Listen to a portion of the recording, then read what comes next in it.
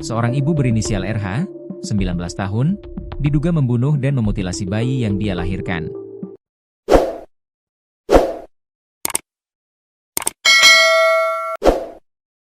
Tubuh sang bayi ditemukan terpisah. Peristiwa mutilasi tragis ini terjadi di Desa Kaliklagah, Kecamatan Sumberbaru, bertepatan dengan peringatan Hari Ibu, Senin, 22 Desember 2025. Kasus ini terungkap setelah warga melaporkan ceceran darah di sekitar rumah terduga pelaku. Polisi kemudian menemukan jasad bayi laki-laki dengan kondisi tubuh tidak utuh di belakang rumah. Potongan lengan bayi bahkan ditemukan terpisah di saluran septic tank di samping rumah terduga pelaku. Imbas kelakuannya itu, polisi kini telah meringkus RH.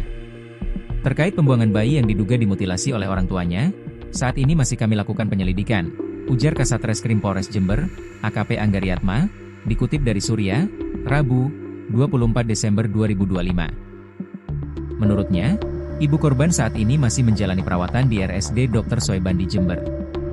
RH belum dimintai keterangan sebab kondisinya lemah usia melakukan persalinan.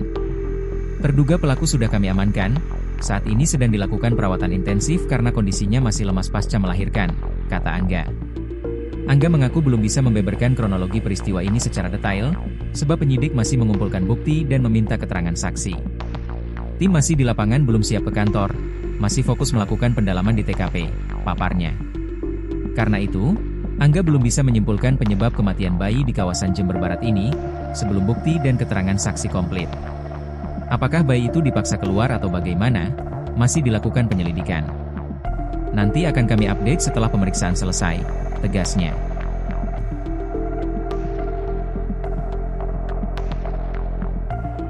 Bayi diduga baru lahir dan terpotong, bagaimana dok?